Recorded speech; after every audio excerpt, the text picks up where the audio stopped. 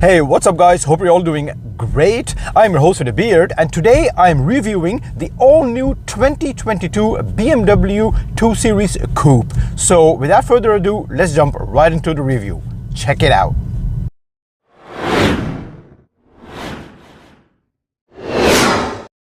First of all, I would like to thank BMW Demey for providing me with this car and making this review possible.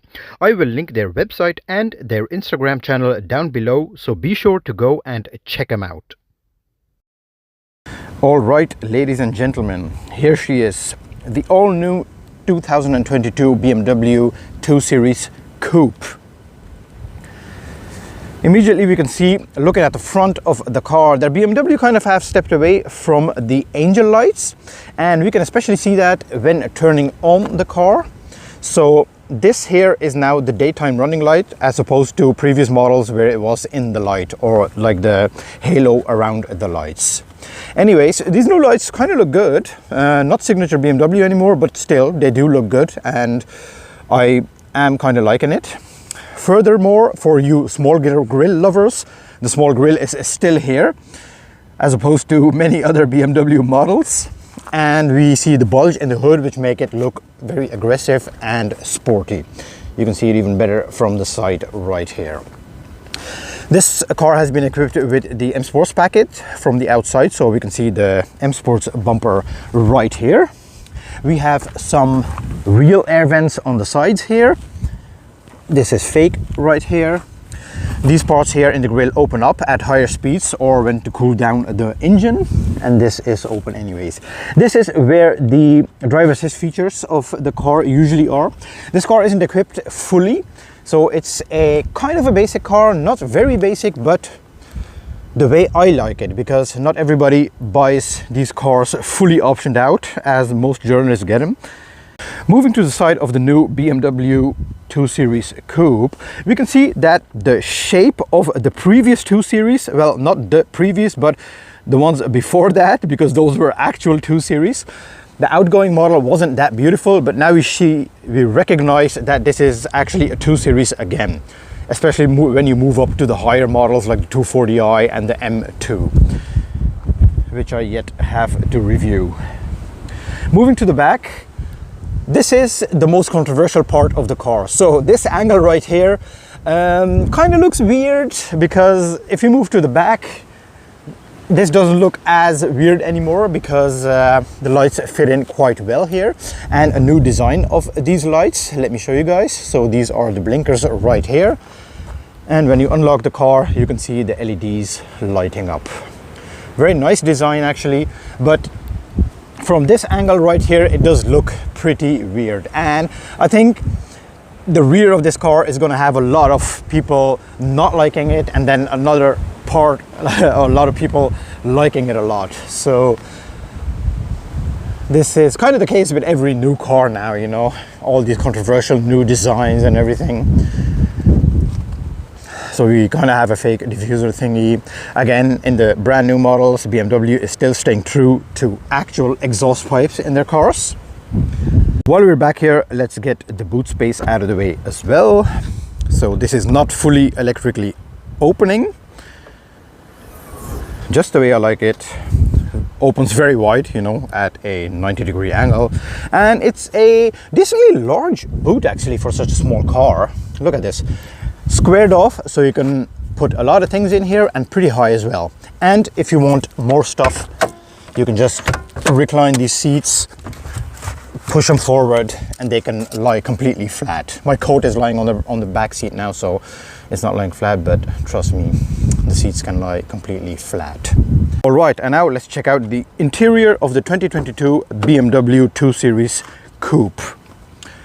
Very wide opening doors. Therefore, access is very easy. Excuse my muddy shoes. Nice satisfying thud. And inside, we immediately recognize kind of the signature BMW interior. This you also find back in the 3 and the 4 Series. So right in front of us, we see the trusty BMW steering wheel, which we also find back in other BMW models, with all the steering functionalities right here. And behind that, we get greeted by the BMW live cockpit, which is a fully digital gauge clusters, also the same as in the 3 and the 4 series. You can put different modes: Sport, Comfort and Eco Pro, of course, which also changes in the infotainment screen right here. Nice middle console. We have some decent styled air vents and the digital climate control temperature gauge right here with the physical buttons, which I love. Well done, BMW. And then you have some storage space here. We have some cup holders, USB and a 12-volt socket, and then here you can put your phone. This can also be optioned out as a wireless charging port for your phone, which is not the case in this car. Moving to the middle console, we have the trusty layout with the swivel wheel, all the shortcut buttons right here, and then your various other functionalities: start, stop for the engine, and then your automatic gear lever. Then we have the middle console right here, fully leather wrapped and decently large to put all your stuff in here, with even a USB-C outlet. So getting the storage space out of the way, let's move to the glove compartment. And this is decently large but filled up with these manuals right now, but as you can see, decently large. We have some separate compartments in here and it's lined with some kind of velour or something. Close it up like this. Door bins on both sides are decently large as well. They go deep back there, and you have separate compartment for your drink bottle. So this is kind of a different door design as well, as you guys can see right here. And the main point here is this screen kind of plastic right here, which also depicts the level of or the color of the ambient lighting that you have in this car. So these are all kind of rectangles that light up. For the rest, we have some nice luxurious materials here: leather wrapped hand grips on the doors, nice soft touch materials, as well as on the dashboard right here. When you move downstairs, you do find some scratchy plastics here and here, but hey, overall build quality is great, and you do have the feeling that you are sitting in a very premium and luxurious car. This specific car has been equipped with leather seats with perforated leather and nice bolstering. These are not fully electric because, as I mentioned before, this is not a fully optioned out car, but these seats are very comfortable. They're very nice, thick and padded, and will support you on longer drives. And now let's check out the space in the rear of the 2022 BMW 2 Series Coupe. Let me close this door. So this seat has been set in my driving position. As you guys can see, I do have a decent amount of knee room, but headroom, let me show you guys. Headroom is just about enough. My head is just touching the ceiling right here. I'm between 5'10", 5'11", so people over 6 foot are going to struggle quite a bit because you don't even have enough room to slouch back quite a bit right here. So the new BMW 2 Series Coupe is a 4-seater. So this is just a compartment right here.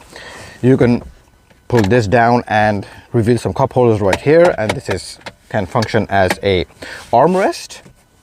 This can also be pulled down to transport longer items. Let's put it back. The seats back here are of a very decent quality, actually. Very padded, very thick leather, perforated as well. And I think smaller adults and children will be just fine here for longer journeys. We do have some netting in the seat for some extra storage space and a separate climate control for the people sitting back here. We also have 2 USB-C charging ports right here for your phone or iPad or what have you. All right, and now let's see how the new 2022 BMW 2 Series Coupe behaves on the road. Currently I'm driving in comfort mode, and the road is kind of bumpy here because I'm on a back road and only farmers and stuff use these roads. I came here for a little bit of privacy, so the road is kind of bumpy. I'm driving in comfort mode, and the suspension is decently soft, especially for a small car like this, because the wheelbase is shorter as well than its bigger siblings. And it's decently comfortable. You do sit relaxed. These seats are providing enough comfort for you. The gearbox is smooth. You don't feel the shifts, especially when the engine is warmed up. You do have a nice visibility right in front of you. Side windows are large as well. Rear visibility is pretty decent. The window back there is sloped at an angle, but because it's close by, you can still see everything behind you. You do have a slight blind spot right there on the C-pillar, but it's nothing too bad. You can still maneuver this car around town, no issues, because it's so small and compact. All right, so now let's put the car in sports mode and kind of floor the throttle. I don't want to floor it completely. The engine is warmed up and everything, but this is a brand new car. It doesn't have many miles on it, so I don't want to damage the engine or something. But yeah, it's decently fast. I think if you floor it completely on the highway, you're gonna have plenty of overtaking power. Also because this car is light. This version is the 220i that I'm driving it, which means it has the 2-liter 4-cylinder with about 181 PS, which is plenty for a car like this. It's very nimble. The steering feel is, wow, it's very responsive. The car immediately points where you are turning the steering wheel to. The suspension stiffens up quite a bit in sports mode. As you guys can probably notice from my camera, this road is very bumpy. I am back on a smooth surface right here now. Let's clear this speed bump right here. And now let me, yeah, very responsive gearbox, although not the most responsive for a car like this. If you're dating it, it's decently responsive. Let me take a sharp turn here. Oh yeah, this is kind of fun. So this car is very nimble, very reactive. The steering wheel, as I mentioned before, is very responsive. And I think you can have a lot of fun in this car on back roads and everything, as long as the engine is warmed up. If you want to have more fun and you want to go like just insane, just upgrade to the 240i, which I will review in the near future as well, because that one is going to be insanely fast. For being such a small car, you do have a lot of space inside. In the front, I'm about 5'10", 5'11". You're sitting decently well. The roof is large enough or high enough to accommodate for people even up until 6 feet. People over 6 foot might struggle just a bit. So you might consider a bigger car like a 3 Series or a 4 Series. The chassis of this car is very rigid, I must say, because no matter where you go, it's like the whole car is moving with your body. And okay, that sounds kind of stupid, but real car enthusiasts know what I mean. That you can literally feel the whole car move, and that is because this car is so compact and small. You immediately know where the nose is, you know what the backside is doing. This is a rear-wheel drive, so it's going to be a lot of fun as opposed to the outgoing model. For the rest, you have everything you need in this car. You have all the newest tech. You have a large infotainment screen right here, a very beautiful interior, and I gotta say it is a step up from the previous model, quality-wise and build-wise, because up here you don't have any cheap materials. If you have some scratchy plastics, it's all the way down here where you're never going to be anyways, and then there's some kind of carpet lining underneath that, so that makes up for it again. Sound deadening in this car, it's not at the level of a 5 Series or a 7 Series or something like that, but that is to be expected at this price point, of course. This car has been fitted with 19-inch rims, which you do feel, because it also has run flat tires, and you do kind of hear them sometimes at higher speeds, the sound of the tires coming in. What you don't hear is wind noise from these mirrors. These are nicely streamlined and there is no wind noise coming into the cabin. So sound deadening for a car in this class has been done pretty decently in my opinion. What are my final impressions about the 2022 BMW 2 Series Coupe? Well, first of all, I love driving it. It's a very fun car to drive. It's small, it's light, it's nimble. It's, apart from the fun factor, it's going to be amazing around town to maneuver in and out of parking spaces. This particular car does not have the 360 surround view camera, and I don't really think you need it in this car because it's small enough. You know immediately where everything is. It doesn't have flared fenders or anything. It's not fat. It does look wide from behind, but it's not. It's a small car. You're not going to have any issues. So if you can save money on the 3D camera system, I would do it. For the rest, it has every comfort you can imagine. It has nice padded seats. It has a nice suspension. It has heated seats. It has air conditioning, everything you want. And if you're the type of guy that has to commute between work and home a lot and are in traffic jams a lot, I would suggest upgrading to the driver assist functions, which have like the adaptive cruise control, the lane keep assist and everything like that.